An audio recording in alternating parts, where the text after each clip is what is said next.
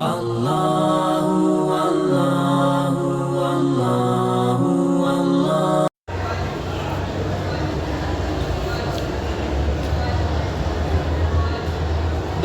اللہ الرحمن الرحیم۔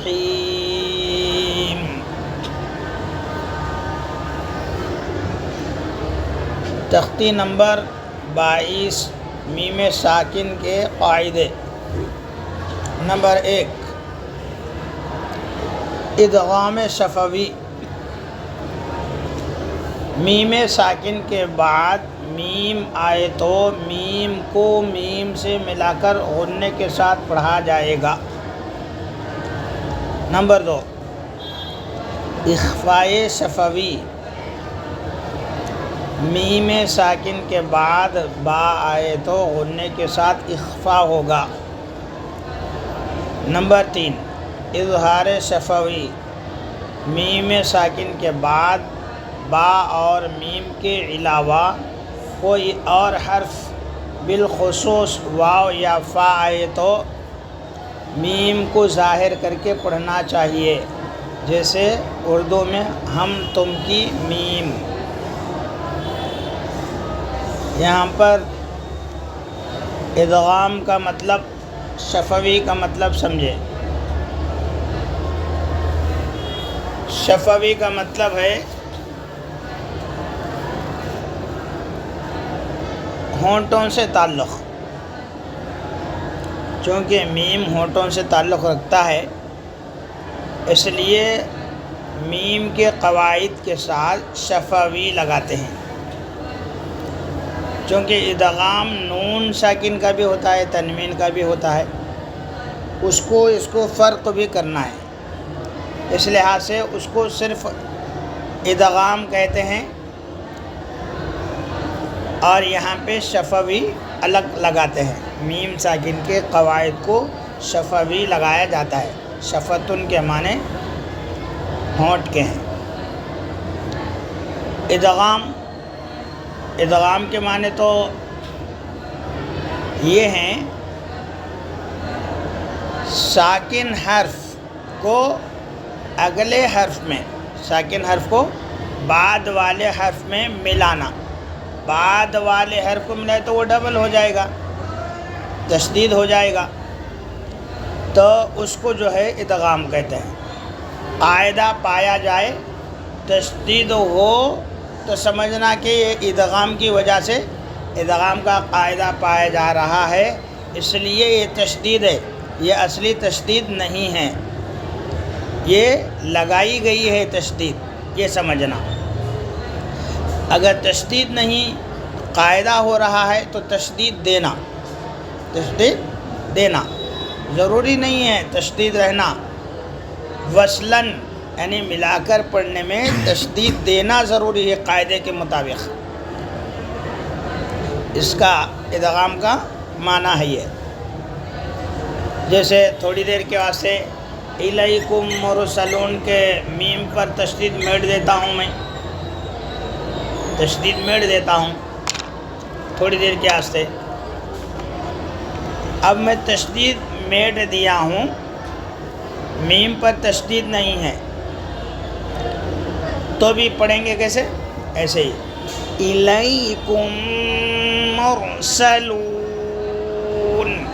ایسے ہی پڑھیں گے، چونکہ میم ساکن کے بعد میم آئے تو میم کو میم سے ملا کر غنّے کے ساتھ پڑھا جائے گا، قاعدہ ہو رہا ہے۔ اس لیے یہاں پر تشدید میٹے تو بھی ایسے ہی پڑھیں گے، تشدید ہو تو بھی ایسے ہی پڑھیں گے۔ ادغام کا یہ مطلب ہے۔ ادغام کا مطلب تشدید رہنا نہیں ہے، تشدید دینا ہے۔ ایک حرف کو دوسرے حرف میں ملا کر دوسرے حرف کو تشدید کے ساتھ پڑھنے کا نام ادغام ہے۔ لَهُم مَّا يَشَاءُونَ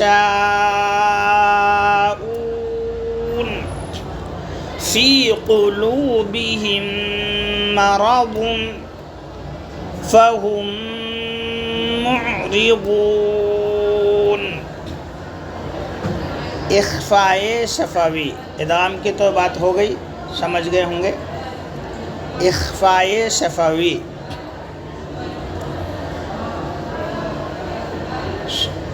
اخفا حرف کو چھپانے کا نام ہے. جیسے ان ربہم بہم، بہم، یہ جو ہے میم کی آواز صاف سمجھ میں نہیں آ رہی، ہو جا رہا. اور اگر اسی کو صاف پڑھیں گے، میم صاف سمجھ میں آئے، جیسا ان ربہم بہم، میم ساکن، میم اچھی طرح سے صاف سمجھ میں آ رہی ہے. صاف سمجھ میں آئے حرف میم اور نون، اس کا نام ہے غنہ، مع الاظہار بولتے. غنہ مع الاظہار، حرف صاف سمجھ میں آنا. اور اس کو تھوڑا چھپایا جائے، غنہ مع الاخفاء. غنہ تو سب میں رہتا. جیسے پھر ایک بار پڑھتا ہوں، ان ربہم بہم، اخفاء ہوا. اور یہ میم اصلی ہے، تنوین و نون ساکن سے بدلی ہوئی میم نہیں ہے، جیسا کہ اقلاب میں بدلتے ہیں، اقلاب میں بدلتے ہیں. یہ میم اصلی ہے، تو اس لیے یہاں پر غنہ مع الاظہار بھی جائز ہے، غنہ مع الاخفاء بھی جائز ہے. بہتر ہے کہ غنہ مع الاخفاء کرے. یہ اظہار کیوں جائز ہے؟ غنہ مع الاظہار اس لیے کہ میم اصلی ہے، تنوین نون ساکن سے بدلی ہوئی میم نہیں ہے. اس لیے وہاں پر اقلاب میں کیا ہے، نون کو میم سے بدلتے ہیں، لہذا وہ میم پڑھنا درست نہیں ہے، اس کو غنہ کرنا ضروری ہے. وہاں پہ علماء تجوید کے نزدیک ترمیہم بحجارۃ وما ہم بمؤمنین فبشرہم بعذاب. جیسے یہاں پر اخفا ہو رہا ہے، دونوں ہونٹوں کے خشکی کے حصے کو ہم ملا رہے ہیں، غنّے کو خیشوں میں ناک کے بانسے میں ایک الف کے برابر ادا کر رہے ہیں، اور ساتھ ساتھ میم کو چھپا رہے ہیں. تو اس کا نام ہے اخفائے شفوی. اخفائے شفوی. اقلاب میں اسی طرح سے اخفا ہوگا، چونکہ وہ تنوین میم سے بدل دیں گے یا نون ساکن کو میم سے بدل دیں گے، تو قاعدے کا نام تو دوسرا ہوا بدلنے کی وجہ سے، اقلاب ہوا. اقلاب معنی بدلنا، لیکن ادائیگی اخفائے شفوی کے جیسے ہی ہوگی، بالکل جیسے اخفائے شفوی کی ادائیگی ہے ویسے ہی اقلاب کی بھی ادائیگی ہے. ادائیگی میں کوئی فرق نہیں ہے، قاعدہ بولنے میں فرق ہے. چونکہ یہاں میم اصلی ہے، وہ تنوین سے نون ساکن سے میم کو، تنوین نون ساکن کو میم سے بدلتے ہیں. بس ادائیگی دونوں برابر ہے، یہ اچھی طرح سے سمجھنے کی ضرورت ہے. ہونٹ ملنا ہے وہاں پر بھی، وہاں پر انشاءاللہ پھر بھی سمجھاؤں گا. اظہار شفوی. اظہار معنی ظاہر کرنا. کیا ظاہر کرنا؟ میم کی آواز کو ظاہر کرنا. ہم ظاہر ہو گئی آواز، ہم فیہا، ہم فیہا، ہم فیہا لکم دینکم لم یلبسو، یلبسو نہیں ہے، یلبسو، لم یلبسو، با کا زبر نہیں، زیر صحیح ہے. ام لم تنذرہم لہم اجر. یہ تو بات سمجھ گئے ہوں گے. میم کی آواز نکلتے ہی اس کی آواز نکلتے ہی ختم ہو جانا. ہم فیہا، ہم تھوڑا بھی نہیں، ہم فیہا تھوڑا بھی غنہ نہیں، رکنا نہیں، آواز نکلتے ہی ختم ہو جانا آواز. اس کا نام ہے اظہار، چاہے وہ میم کی آواز ہو چاہے وہ نون کی آواز ہو، چاہے وہ میم کی آواز ہو چاہے وہ نون کی آواز ہو. جیسے لمن خشیہ، لمن خشیہ، لمن نکل رہی ہے نون کی آواز اور ختم ہو جا رہی ہے، تو دیر کرنا کیا ہے؟ غنہ کہلائے گا، وہ صحیح نہیں. اور بالخصوص کہا گیا ہے واو یا فا ہے تو، بالخصوص واو یا فا ہے تو، مطلب واو کا بھی مخرج، فا کا بھی مخرج ہونٹوں سے ہے، میم کا بھی ہونٹوں سے ہے. ذرا بے احتیاطی ہو جائے، ذرا بے احتیاطی ہو جائے تو تاخیر ہو سکتی ہے، غنہ ہو سکتا ہے، غنہ ہو سکتا ہے. تینوں ایک ہی جگہ سے تھوڑا فرق سے، تینوں ایک ہی جگہ سے تھوڑا فرق سے نکلتے ہیں، اس لیے بالخصوص یعنی خاص خیال رکھنا اس کا، غنہ نہ ہونے پر. ہم فیہا، ہم فیہا، ذرا بھی بے احتیاطی ہو جائے تو یہاں پر غنہ ہونے کا، تھوڑا غنہ ہونے کا امکان ہے. اس لیے بالخصوص مطلب خاص خیال یہاں رکھنا. میم ساکن کے بعد واو آئے، میم ساکن کے بعد فا آئے، دونوں کا تعلق بھی ہونٹوں سے ہے، اس لیے اس کا خاص خیال رکھنا کہیں غنہ نہ ہو جائے، ہم تھوڑا ہو جائے تو اس کا خاص خیال. ہم فیہا، اس طرح سے. قواعد بولنے کا سیم طریقہ ہے، اوپر جیسے لکھا ہوا ہے ویسے ہی بولنا ہے. قواعد جیسے اوپر لکھا ہوا ہے ویسے ہی بولنا ہے قواعد.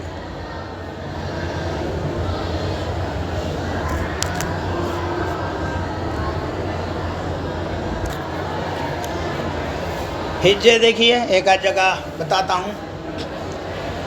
حمزہ زیر ای، لام یا زبر لئی، الی، کاف میم پیش کم، الیکم، میم را پیش مر، الیکم مر، سین زبر سا، الیکم مرسا، لام واو پیش لو، الیکم مرسلو، نون زبر نا، الیکم مرسلون.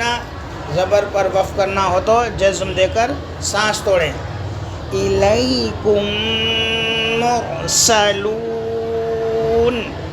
مد عارض کا قاعدہ بھی طلباء کو بتانا چاہیے. ہدایت تختی نمبر 19 سے.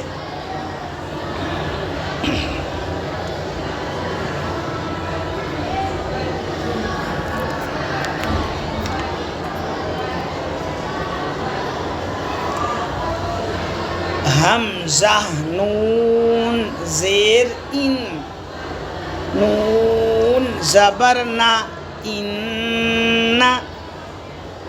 را با زبر رب، ان رب، با زبر با، ان رب، ہا میم پیش ہم، ان ربہم، با زیر لی، ان ربہم بی، ہا میم زیر ہم، ان ربہم بہم.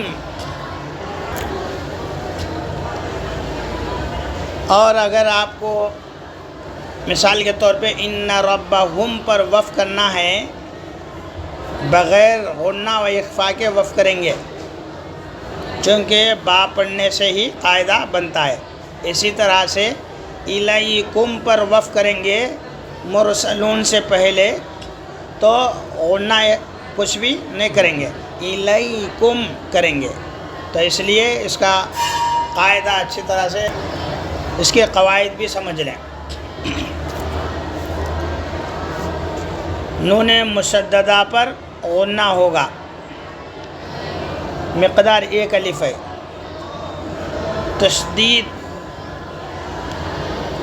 تشدید کی آواز میں ایک قسم کی سختی ہوتی ہے۔ حرکات ہم میں اخفاء شفوی، میم ساکن کے بعد با یہ تو غنّے کے ساتھ اخفاء ہوگا، جو اوپر لکھا ہوا ہے تینوں قاعدے ویسے ہی بولیں گے۔